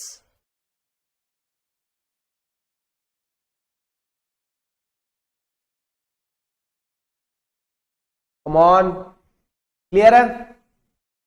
Yes sir. अब आ जाओ दूसरा सवाल।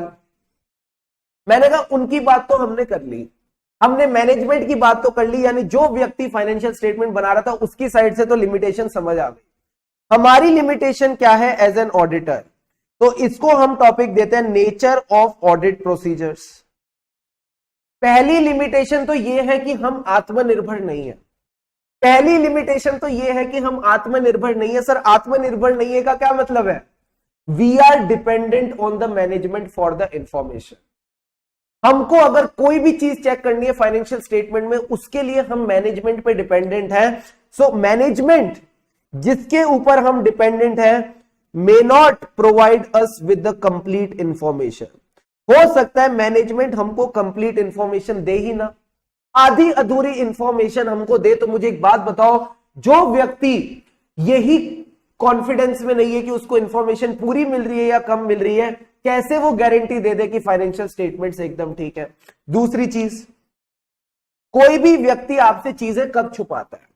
कोई भी व्यक्ति आपसे चीजें कब छुपाता है? कब वो आपको कंप्लीट इंफॉर्मेशन नहीं देता? सर जब उसके मन में चोर होता है। When that person has some kind of fishy attitude, उस फिशी एटीट्यूड को हम बोलते हैं फ्रॉड। मैनेजमेंट तब तक आपको कंप्लीट इंफॉर्मेशन नहीं देगी, मैनेजमेंट तब तक आपको सारी बातें नहीं बताएगी जब जब उसने फ्रॉड किया। सर फ्रॉड का क्या मतलब होता है? सोची समझी चाल। सोची समझी चाल को बताओ कैसे लिखेंगे? Sophisticated and carefully organised schemes. ये इनकी सोची समझी चाल होती है ऑडिटर को गुमराह करने की। एंड ये जो चीजें हैं ये ऑडिटर पकड़ नहीं सकता। सर कैसे नहीं पकड़ सकता? ऑडिटर को बोलो ना वो सारी बुक्स ऑफ अकाउंट्स को खोले, सबको चेक करे, सब कुछ एकदम नेक्स्ट लेवल चेकिंग में जुड़ जाए, उसको बोलो इन्वेस्टिगेशन पे उतर जाए। यही तो फर्क है। Audit is not an investigation. Audit investigation नहीं है। क्योंकि ऑडिट इन्वेस्टिगेशन नहीं है, हमारे पास वो जो इन्वेस्टिगेशन की पावर्स होनी चाहिए वो भी नहीं है। We don't have the powers of search and seizure. अगर मैनेजमेंट बुक्स नहीं देता तो हम उनको सीज करके नहीं ले जा सकते। हम ऑडिटर हैं, इन्वेस्टिगेटर नहीं। तो याद रखना, फ्रॉड को क्यों नहीं पकड़ पाते? Because audit is not an investigation. ये जो ऑडिट हम कर रहे हैं इट इजंट एन इन्वेस्टिगेशन, तो इसलिए अब हम इसको नहीं पकड़ पाते। क्विकली टेल मी, क्या ये तीनों बातें क्लियर है? फटाफट देखो और बताओ। नेचर ऑफ ऑडिट प्रोसीजर्स, हम मैनेजमेंट पे निर्भर है। मैनेजमेंट हो सकता है कंप्लीट इंफॉर्मेशन ना दे। सर क्यों नहीं देगा? बिकॉज उसके मन में चोर है, चांसेस आर कि वहां पे फ्रॉड हो सकता है। फ्रॉड हो सकता है यानी sophisticated and carefully organise schemes. तो सर फ्रॉड को पकड़ लो ना। अरे कैसे पकड़े? फ्रॉड कोई, ऑडिट कोई इन्वेस्टिगेशन थोड़ी है। ऑडिट कोई इन्वेस्टिगेशन थोड़ी है। फटाफट तीनों पॉइंट लिखो और फिर हम आगे बढ़ते हैं।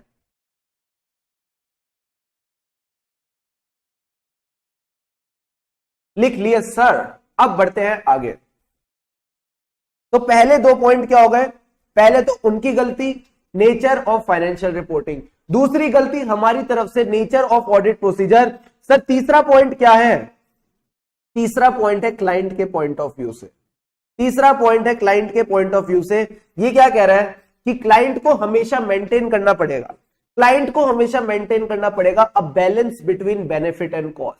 माना ऑडिट के फायदे हैं, माना कि ऑडिट के कुछ फायदे हैं, बट ऑडिट में खर्चा भी बहुत होता है। जब मैं ईवाई में था, जब हम ऑडिट करने जाते थे और हम देखते थे कि क्लाइंट ने अपने फाइनेंशियल स्टेटमेंट्स में ऑडिटर की फीस का कितना प्रोविजन बना रखा है, देख के बड़ी खुशी होती थी कि चार्टर्ड अकाउंटेंट्स को क्या इतना पैसा मिलता है। तो भाई साहब मिलता तो है एंड इसकी वैल्यू भी काफी की जाती है। बट कहीं ना कहीं क्लाइंट को भी इस बात का पता है कि you need to maintain a balance between benefit and cost. Sir benefit and cost का क्या मतलब है? आप सारी ट्रांजेक्शन्स चेक नहीं कर सकते। एज एन ऑडिटर अगर आप चाहो तो आप सारी ट्रांजेक्शन चेक नहीं कर सकते। क्यों नहीं कर सकते? क्योंकि हर एंटिटी में, जो बड़ी बड़ी एंटिटीज होती है उनमें लाखों करोड़ों ट्रांजेक्शन होती है। एक एक ट्रांजेक्शन को चेक करने के लिए आपको बहुत सारे लोग लगेंगे और लोग फ्री के नहीं आते। ये जो लोग हैं चेक करने वाले, ये फ्री के नहीं आते, चार्टर्ड अकाउंटेंट्स होते हैं, इनके काफी हैवी रेट्स होते हैं। Clients can not afford this, so you need to maintain क्या? A balance between benefit and cost. दूसरी चीज बताता हूं मजेदार सर, दूसरी चीज क्या है? एक ऑडिटर ने कहा कि मैं ऑडिट एविडेंस नहीं ले पाऊंगा, मैं ऑडिट एविडेंस नहीं ले पाऊंगा। हमने पूछा रीजन क्या है? कहता आज गर्मी बहुत है, कहता आज गर्मी बहुत है, सूरज बाबा 44 डिग्री सेल्सियस पे चमक रहे हैं, सूरज बाबा 44 डिग्री सेल्सियस में चमक रहे हैं, और जहां मुझे ऑडिट एविडेंस लेने जाना है वहां पे गाड़ी नहीं जाती, तो मुझे मोटर बाइक के थ्रू जाना पड़ेगा। अब एक बात बताओ, क्या ये बहाना चलेगा? क्या ये बहाना चलेगा to settle for less than sufficient and appropriate audit evidence? सारे बच्चे बताओ, will this excuse work on the part of auditor when he says that there is lot of heat, the temperature is very high, I can't obtain sufficient and appropriate audit evidence? Is this excuse acceptable to you? Please tell me. Come on, आप बताओ, क्या ये बहाना चलेगा? नहीं sir नहीं, हम as an article खुद भी जाते हैं, हम एज एन आर्टिकल खुद भी जाते हैं, एंड ऐसा नहीं है रोज रोज होता है, कभी कभार ऐसी चीजें फेस करनी पड़े तो करनी पड़ेंगी। इस चीज को आईसीआई ने किस फॉर्म में लिखा, ध्यान से देखना, मैटर ऑफ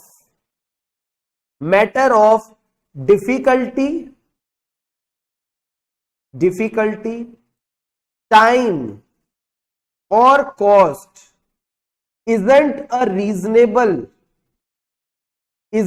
रीजनेबल, इन्होंने कहा ये रीजनेबल एक्सक्यूज नहीं है to omit an audit procedure.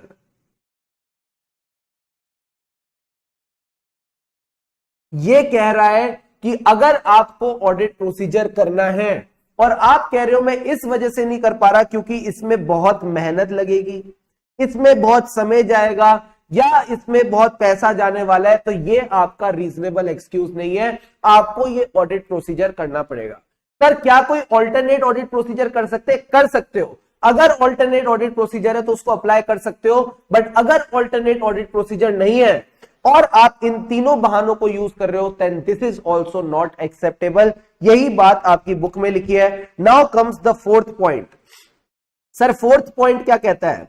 चार ऐसे मैटर्स हैं, देखो फोर्थ पॉइंट है ना, तो इसमें चार मैटर्स की बात होती है।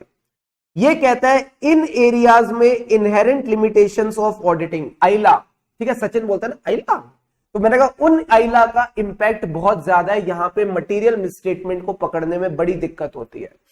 पहला एरिया क्या है? पहला एरिया है फ्रॉड, एंड ये फ्रॉड ऐसा वैसा फ्रॉड नहीं है, this fraud involves senior management. मुझे एक बात बताओ, इंप्लॉय अगर फ्रॉड करेगा तो क्या मैनेजमेंट पकड़ लेगी? Answer is yes.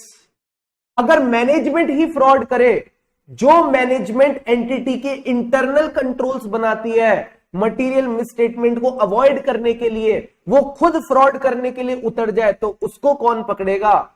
दिक्कत की बात तो है। दूसरा केस, एक बंदा फ्रॉड करता है, बाकी पकड़ सकते हैं, बट एक बंदे के साथ दूसरा बंदा भी फ्रॉड करे, दो दिमाग आज साथ में मिल जाए, तो इस फ्रॉड को पकड़ने में भी दिक्कत होगी। तो कौन से फ्रॉड में दिक्कत होती है? One which involve senior management और कॉल्यूजन विद द एम्प्लॉइज। अगर यहां पे कॉल्यूजन है, सीनियर मैनेजमेंट की इन्वॉल्वमेंट है, तो इस फ्रॉड को पकड़ने में दिक्कत आएगी। सेकेंड पॉइंट क्या कहता है? Related party relationships and transactions. क्या आपको रिलेटेड पार्टी का इंड एएस आता है? जल्दी से बताओ, क्या आपको रिलेटेड पार्टी का इंड एएस आता है? जल्दी से बताओ, हाँ या ना। Have you studied about the Ind AS regarding related party relationships and transaction? इसके डिस्क्लोजर्स के रिगार्डिंग एक प्यारा सा इंड एएस है हमारे पास। बोलो बोलो बोलो बोलो, have you studied about that Ind AS? Come on, क्या आपने वो इंड एएस पढ़ रखा है? बोलो रे बोलो प्यारे बच्चों, क्या आपने इंड एएस पढ़ा है? नहीं पढ़ा है? रिलेटेड पार्टी वाला। बच्चे ने कहा नहीं सर नहीं सर, जिसकी एफआर की कोचिंग कंप्लीट नहीं हुई है जिसकी एफआर की कंप्लीट कोचिंग कंप्लीट नहीं हुई है वो तो अगर नो बोल रहा है तो ठीक है, जिसकी कंप्लीट हो गई है वो बोल रहे हैं सर यस। मेहर ने मुझे बिल्कुल सही बताया, Ind AS 24, Ind AS 24 related party relationships and transactions का डिस्क्लोजर होता है। भाई साहब एफआर अपनी चकाचक कर लो, एफआर अपनी चकाचक कर लो, ऑडिट में मजा आ जाएगा तुमको, ठीक है। और अगर एफआर नहीं पढ़ी, और अगर एफआर नहीं पढ़ी तो अभी जाके इंड एएस 24 क्लास के बाद रिवाइज कर लेना, बिकॉज ये सारी चीजें रिलेटेड चलेंगी, ये सारी चीजें रिलेटेड चलेंगी, ये सारी चीजें अब तुम्हारी टिप्स पे आने लग जानी चाहिए। चार्टर्ड अकाउंटेंट बनने वाले हो तो related party relationships and transactions का डिस्क्लोजर होता है। आप बताओ, क्या मैं आपकी शक्ल देख के बता सकता हूं आपके चाचा जी कौन होंगे? क्या मैं आपकी शक्ल देख के बता सकता हूं आपकी बुआ कौन होगी? क्या मैं आपकी शक्ल देख के ये बता सकता हूं कि एक्चुअल में आपके रिलेटिव्स कौन है? मैंने कहा नहीं, शक्ल देख के नहीं पता चलता। जब तक आप मुझे नहीं बताओगे आपके रिलेटिव्स कौन है, मुझे कैसे पता चलेगा? तो it is very difficult to identify कि जिस एंटिटी का आप ऑडिट कर रहे हो उसकी एक्चुअल में रिलेटेड पार्टी है कौन। मैंने कहा जब तक मिलेगी नहीं तब तक इसकी ट्रांजैक्शंस भी हम कैसे डिस्क्लोज करें? तो इस एरिया में भी मटेरियल मिसस्टेटमेंट छूटने के चांसेस ज्यादा है। थर्ड पॉइंट बताओ sir. Third point is regarding your non compliance with laws and regulation. मुझे एक बात बताओ, क्यों ऑडिटर चाहेगा इस बारे में जानना? क्यों ऑडिटर चाहेगा नॉन कंप्लायंस के बारे में जानना जब उसने फाइनेंशियल स्टेटमेंट्स को ऑडिट करना है? चुपचाप बैलेंस शीट के सारे आइटम्स देखे, खुश हो जाए और चला जाए, पीएनएल चेक करे, खुश हो जाए, चला जाए। ये नॉन कंप्लायंस क्या भला है? What will non compliance have an effect on the financial statement? कोई बता सकता है? इसका फाइनेंशियल स्टेटमेंट से क्या रिलेशन बन सकता है? क्या ये एक्चुअल में फाइनेंशियल स्टेटमेंट की एक प्रोस्पेक्टिव अमाउंट बन सकती है? बताओ, कम ऑन, दिमाग के घोड़े दौड़ाओ, घोड़े दौड़ाने जरूरी है, थोड़ा दिमाग चलाओ। क्या नॉन कंप्लायंस से एक्चुअल में फाइनेंशियल स्टेटमेंट्स पे इफेक्ट आता है? बताइए जी, बताइए। अगर आज मैं रेड लाइट ब्रेक करता हूं तो मुझसे क्या मांगा जाता है? बच्चा कह रहा है गोइंग कंसर्न पे डाउट आ जाता है। मुझे एक बात बताओ, एक एंटिटी ने छोटी सी गलती कर दी, उस पर फाइन लग गया, तो उसके गोइंग कंसर्न पे डाउट आ जाएगा क्या कि तुमको? सीधा है, सीधा गोइंग कंसर्न पे डाउट। अरे हाँ सर, यस सर क्यों लिख रहे हो? लॉजिकली बताओ ना, क्या इंपैक्ट आता है? कह रहे आता है, क्या इंपैक्ट आता है वो बताओ। कह रहे आता है, क्या इंपैक्ट आता है? सोचो थोड़ा। पेनल्टी, वेरी गुड प्राची ने बिल्कुल सही बताया। अरे भाई साहब, जब लॉ से कंप्लाई नहीं करोगे तो क्या लगेगी? पेनल्टी। तो चेक करो ना, मैनेजमेंट ने पेनल्टी का प्रोविजन बनाया कि नहीं, मैनेजमेंट ने पेनल्टी को डिस्क्लोज किया कि नहीं। तो ये चीजें आपने चेक करनी है। अगेन, कंप्लायंस चेक करना आसान है कि मैनेजमेंट ने इनकम टैक्स टाइम पे किया, जो एम्प्लॉय का ईपीएफ था, ईएसआई था, टाइम पे जमा कराया।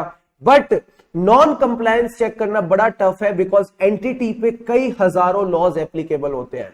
आपको यह भी चेक करना पड़ेगा फैक्ट्री में कोई चाइल्ड लेबर तो एम्प्लॉयड नहीं है, एंटिटी जो ग्रीन हाउस इफेक्ट दे रही है, गैसेस रिलीज कर रही है अपनी फैक्ट्री से, कहीं वो इन्वायरमेंट पे इंपैक्ट तो नहीं डाल रहे। तो बड़े सारे लॉज होते हैं, हर लॉ की कंप्लायंस हम चेक नहीं कर सकते, तो नॉन कंप्लायंस छूट सकती है। हो सकता है कोई नॉन कंप्लायंस हमसे नॉन डिटेक्टेड रह जाए, तो अगेन इस एरिया में भी मटेरियल मिस स्टेटमेंट होने के चांसेस है। And the last point is events और कंडीशंस। इवेंट्स और कंडीशंस मटेरियल अनसर्टेनिटी है जिसको लेके with respect to entity's ability to continue as a going concern. हमको गोइंग कंसर्न की चेकिंग करना भी इतना आसान नहीं है। क्या पता कोई इवेंट और कंडीशन ऐसा हो जिसके बारे में हमें नहीं पता, which can affect the entity's ability to continue as a going concern। going concern क्या होता है सर? AS1, जो आप छोटे छोटे जब बच्चे थे इंटर में AS1 पढ़ते थे, तो AS1 में क्या होता था सर? AS1 में गोइंग कंसर्न अजम्पशन को फंडामेंटल अकाउंटिंग अजम्पशन माना जाता था। यह माना जाता था कि जो भी एंटिटी है it will continue for a forcible future, वो अपने ऑपरेशंस फोर्सिबल फ्यूचर से कंटिन्यू करेगी। बट ऐसे 570 ये हमको कहता था क्या, अगर गोइंग कंसर्न के रिगार्डिंग कोई मटेरियल अनसर्टेनिटी है तो इसका डिस्क्लोजर होना चाहिए फाइनेंशियल स्टेटमेंट्स में। इसका डिस्क्लोजर होना चाहिए फाइनेंशियल स्टेटमेंट में। तो अगेन ये भी काफी रिस्की एरिया है, यहां पे मटेरियल मिसस्टेटमेंट होने के चांसेस ज्यादा है।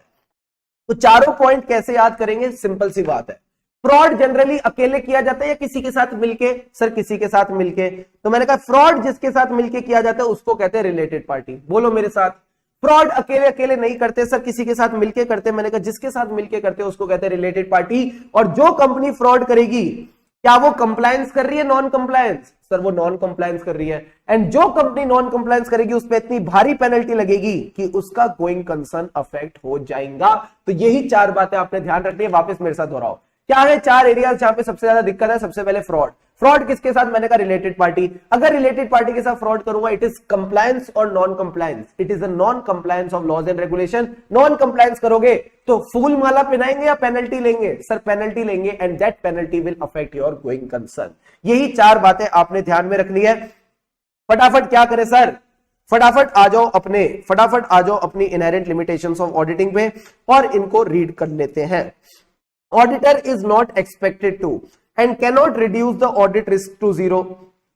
इसी वजह से वो एब्सोल्यूट अश्योरेंस नहीं ले सकता that the financial statements are free from material misstatement whether due to fraud और error. This is because there are inherent limitations of auditing which result in most of the audit evidence on which auditor draws conclusion and basis the auditor opinion is persuasive rather than conclusive. इसी वजह से जो उसका audit evidence होता है वो persuasive होता है और कंक्लूसिव नहीं होता। तो तीन बातें आपने यहां पे सीखी। हम एब्सोल्यूट अश्योरेंस नहीं दे सकते, रीजनेबल अश्योरेंस देनी पड़ेगी। हम ऑडिट रिस्क को जीरो नहीं कर सकते, but we can reduce it to an acceptably low level. Plus audit evidence is never conclusive, rather a persuasive audit evidence जो उसको ओपिनियन निकालने में मदद करे। क्या क्या रीजन है? एक रीजन उनकी तरफ से नेचर ऑफ फाइनेंशियल रिपोर्टिंग। इसमें क्या होता है? मैंने कहा judgement by the management for making the accounting estimate. दूसरी चीज नेचर ऑफ ऑडिट प्रोसीजर, हम आत्मनिर्भर नहीं है, हम दूसरी पार्टी पे डिपेंडेंट है फ्रॉम गेटिंग द इंफॉर्मेशन। तो इट इज अ पॉसिबिलिटी कि मैनेजमेंट और बाकी लोग आपको कंप्लीट इंफॉर्मेशन ना दे। क्यों नहीं दे रहे? सेकंड पॉइंट में इसके बारे में लिखा है because of fraud. Sir fraud क्या होती है? बोलो मेरे साथ, सोची समझी चाल।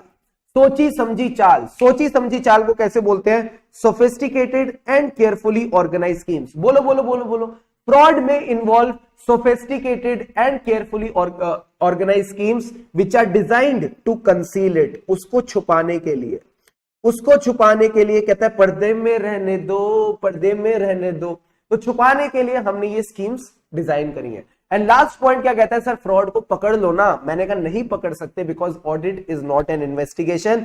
ऑडिट इन्वेस्टिगेशन नहीं है, सो हमारे पास इन्वेस्टिगेशन की पावर्स भी नहीं है। क्या पहले दोनों पॉइंट्स क्लियर है? हाँ sir, nature of financial reporting, nature of audit procedure. And third point is regarding timeliness of reporting and balance between benefit and cost. इसने कहा मैनर ऑफ डीटीसी। तो डीटीसी का क्या मतलब है? Difficulty, timing and cost. ये कोई valid basis नहीं है ऑडिटर का to omit an audit procedure जहां पे कोई ऑल्टरनेटिव नहीं है। पहली बात समझ आ गई। दूसरी बात, रेलिवेंस ऑफ इंफॉर्मेशन, ये समय समय के साथ घटती जाती है, ये समय समय के साथ घटती जाती है। एंड हमको बैलेंस मेंटेन करना है between the reliability of information and cost. And last में इसने बोला because of inherent limitations of auditing, यहां पे रिस्क है कि कुछ मटेरियल मिसस्टेटमेंट हम डिटेक्ट ना कर पाए, इवन दो हमारा ऑडिट हमने एसएस के हिसाब से किया। फिर हमने चार एरियाज की बात की थी जहां पे सबसे ज्यादा इनहेरेंट लिमिटेशंस का दबाव होता है।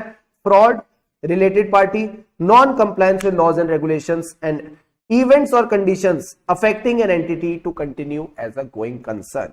फटाफट सारे पॉइंट्स एक बार रीड कर लो and then let me know, we'll move ahead. क्या आपको यह टॉपिक क्लियर है? प्लीज टेल मी यस और नो।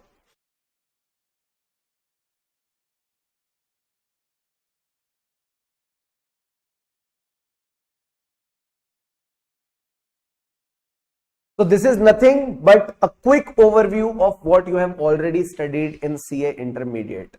ये सारी बातें हमारे CA इंटर में ऑलरेडी आपको पढ़ाई जा चुकी हैं।